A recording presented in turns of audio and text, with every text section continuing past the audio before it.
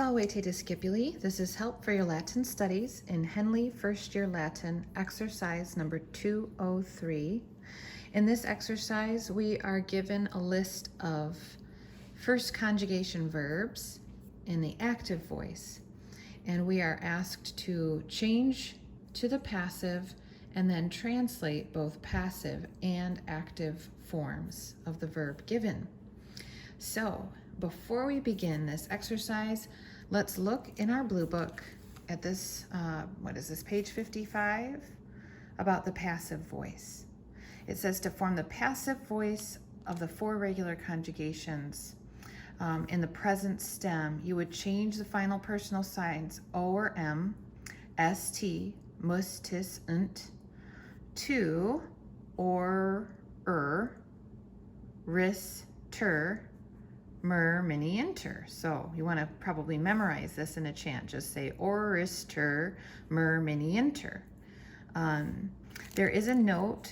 Rule number 241 tells us that the second person singular, okay, the S, of the future indicative, so if it would be bis, remember that bi tense indicator, in the first and second conjugations changes is to eris.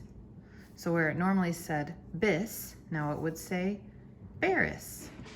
Okay, so that's second person singular, future tense. Just to note this, that instead of turning bis to bris or biris, you would turn it to beris with an E. Okay. All right, so with those things in mind, let's take a look. Exercise 203, number 1, gives us the word confirmo. And this word, from our recent vocabulary, means to encourage or strengthen. And the O ending is first person singular. So in the active voice, that would mean I encourage. And you'll recall that in the present tense, we can say that three ways. We could say I encourage, I am encouraging, or I do encourage. But we'll just write the one. And then when we change this to the passive, now we're going to change O, according to our grammar book, to or. So now it would become con, fear, more. And in this case, when it's in the passive voice, the action, encourage, is being done to the subject. So we would reword that as I am being encouraged. Okay, let's do one more. I'm going to skip to number 3, which is confirmabant. So we'll use the same action word.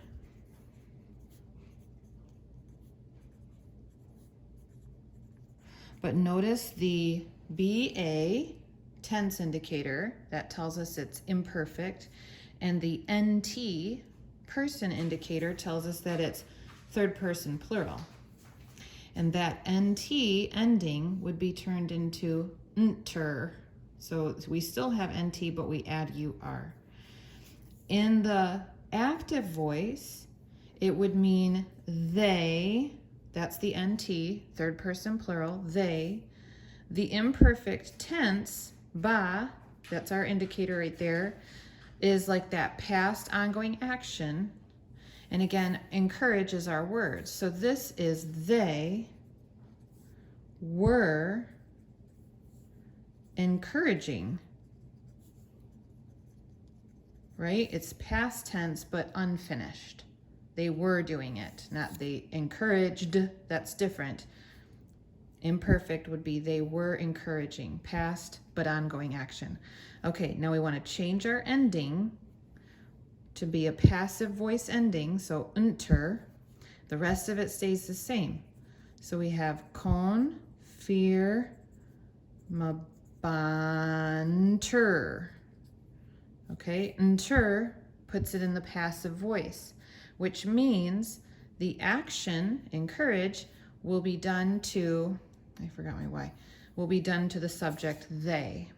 They were encouraging then becomes they, still imperfect, were being encouraged.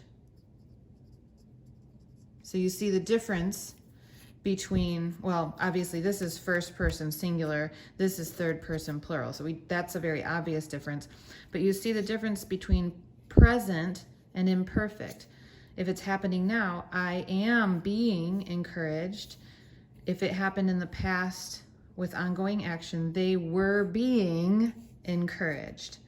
Okay, and that action is happening to the subject. I hope this has been helpful to you. Have a great day.